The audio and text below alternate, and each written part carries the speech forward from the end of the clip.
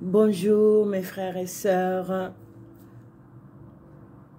me voici encore une fois de plus devant vos écrans. Moi, votre sœur, votre humble sœur Patricia, je viens comme promis, j'ai dit par la grâce de Dieu, je viendrai encore nous partager la parole et j'ai mis par rapport à ces thèmes l'intimité. Notre intimité avec Dieu. Par la grâce de Dieu, je crois que Saint-Esprit, il va m'aider à développer ces thèmes qui est beaucoup non compris, ces thèmes que beaucoup ne les comprennent vraiment pas.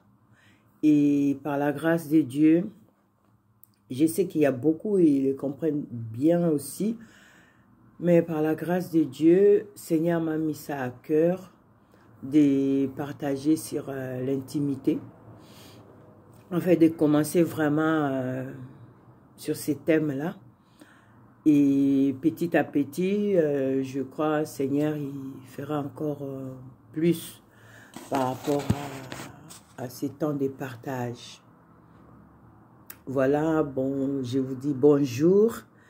Vraiment, je viens, comme j'aime toujours le dire, avec humilité et avec simplicité de cœur. Je ne suis pas plus que vous. Je suis qu'un instrument que Père utilise pour parler, pour exhorter ses enfants. Donc, ce thème que j'ai pris, l'intimité. Notre intimité avec Dieu, ça doit être vraiment d'abord notre priorité. Notre intimité avec Dieu, c'est avant tout une relation. L'intimité avec Dieu, c'est avant tout une relation. Une relation intime avec Dieu doit être notre priorité. Notre priorité de tous les jours dans notre vie, parce que nous voulons grandir, parce que nous voulons le connaître, parce que nous voulons le servir, parce que nous voulons être amis, disciples, enfants de Dieu. D'autres, notre intimité, notre relation intime avec Dieu, ça doit être notre priorité. Je prends un exemple, par exemple, dans le mariage. Dans les mariages, avant d'être intime, on commence par une relation. Et cette relation-là, petit à petit, on va connaître l'autre, l'autre va connaître l'autre, petit à petit, c'est les fiançailles. Il y a des étapes. Il y a des étapes dans une relation. Et après, ça devient, on se marie, excusez-moi, et c'est l'intimité. On s'aime, on vit ensemble, on se côtoie et tout et tout. Dans la vie spirituelle aussi, dans notre relation avec Dieu aussi, c'est ça. Donc, il faut cette relation-là intime, de les chercher, de dire que, regarde, quand on se rencontre dans la relation avec un homme, il y a beaucoup, hein, ils ne pouvaient plus manger, ils étaient là, leur estomac coincé parce qu'il n'a pas vu de toute la journée, il n'a pas entendu et tout. Et avec le Seigneur, il faut que ça soit aussi comme ça. Il faut se dire que, attends, dans ma journée, je n'ai pas parlé à mon Dieu, je n'ai pas chanté à mon Dieu, je n'ai pas écouté, Donc, ce manque-là, il faut que ça soit à nous. Et c'est ça qui va faire que petit à petit, on va y arriver. Mais comment? Comment y arriver? Comment? En tant qu'humain. Comment y arriver dans cette intimité? Dieu notre Père, il sait que nous sommes incapables. Nous sommes incapables d'avoir la relation intime avec lui. Père, il sait que nous sommes incapables.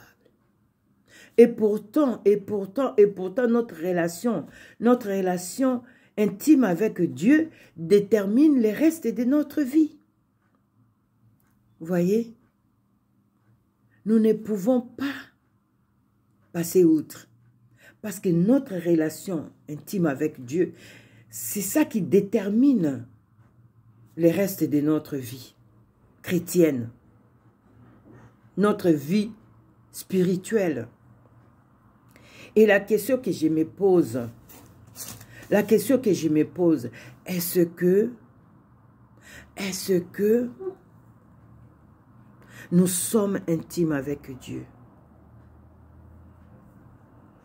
Je me pose cette question-là. Est-ce que nous sommes intimes ou est-ce que je suis intime avec Dieu par son Fils Jésus-Christ?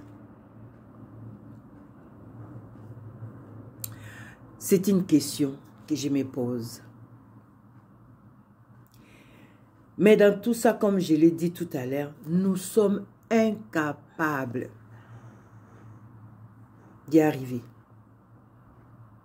Nous sommes incapables d'y arriver. Et Dieu est merveilleux, Dieu est amour. Il a donné son Fils. Il nous a donné, la parole de Dieu nous dit, Jean 3,16. Dieu nous a tant aimés et il nous a donné son Fils unique, notre Seigneur Jésus-Christ, afin que quiconque croit à lui ne périsse point, mais qu'il ait la vie éternelle. Nous avons la vie éternelle en Jésus-Christ. Et comme la parole de Dieu est là pour nous enseigner, la parole de Dieu est là pour nous guider. Vraiment, j'ai béni Dieu pour ça. J'ai béni Dieu pour tout ce qu'il nous donne, tout ce qu'il fait. Vraiment, Dieu est merveilleux. Il nous a offert son Fils. Il a donné son Fils. Seigneur Jésus-Christ s'est offert comme une offrande agréable, de bonne odeur à Dieu pour nous. Et c'est par là que nous pouvons être agréables à Dieu. Pas autrement que par Jésus-Christ. Et Jésus-Christ, il est sa parole. Jésus-Christ est la parole de Dieu. Et quand je regarde autour de moi, des fois je dis, pour l'intimité avec le Seigneur, j'ai pris, je chante. Et cela ne suffit pas. Mais j'ai réalisé que ce n'est pas parce que tous les jours nous allons dans nos assemblées. Ce n'est pas parce que tous les jours je jeûne. Ce n'est pas parce que tous les jours je donne des offrandes, j'ai fait des retraites, des prières, toutes ces choses-là, est bien aussi. Mais la relation intime avec Dieu, c'est plus que ça. Et Seigneur, par sa grâce, c'est là où le Saint-Esprit me révèle que c'est par l'obéissance de la parole de Dieu. C'est par l'obéissance à la parole de Dieu que nous cultivons cette intimité-là. Cette relation-là, il vient qu'à travers la parole de Dieu. Plus je médite la parole de Dieu, plus que j'ai faim, soif de la parole de Dieu, plus je prie, plus je regarde le monde, je dis, ce monde-là ne me donne rien, et je soupire, je suis là à chercher, parce que Dieu nous a déjà aimés. Parce que quand je parle comme ça, à nous qui ont accepté Jésus-Christ comme Seigneur et Sauveur, donc notre vie est dans la parole de Dieu. Notre vie est dans l'obéissance de la parole de Dieu. Et c'est dans la parole de Dieu que nous allons découvrir les désirs de Dieu pour notre vie. Et les désirs de Dieu pour nous dans la parole de Dieu, c'est l'unité. J'ai réalisé, Saint-Esprit m'a révélé que c'est c'est son désir, l'unité, l'amour. Je vous dis, mes frères, mes sœurs, ce qui tue aujourd'hui l'Église, c'est manque de l'unité, manque d'amour. Si je reviens encore, comme j'ai dit, dans le mariage, s'il n'y a pas l'unité, s'il n'y a pas l'amour, il n'y a plus rien. C'est pourquoi tu vois, Jésus-Christ, il donne son image, il dit, Marie, aime ta femme comme toi-même et tout, comme Christ a aimé son église. Seigneur Jésus, il fait toujours le mariage et lui, le mariage et lui. Même à la fin, vous voyez que nous serons avec lui dans les noces. Toujours ces mariages-là, ça se côtoie. L'exemple de Jésus-Christ et le mariage et le couple.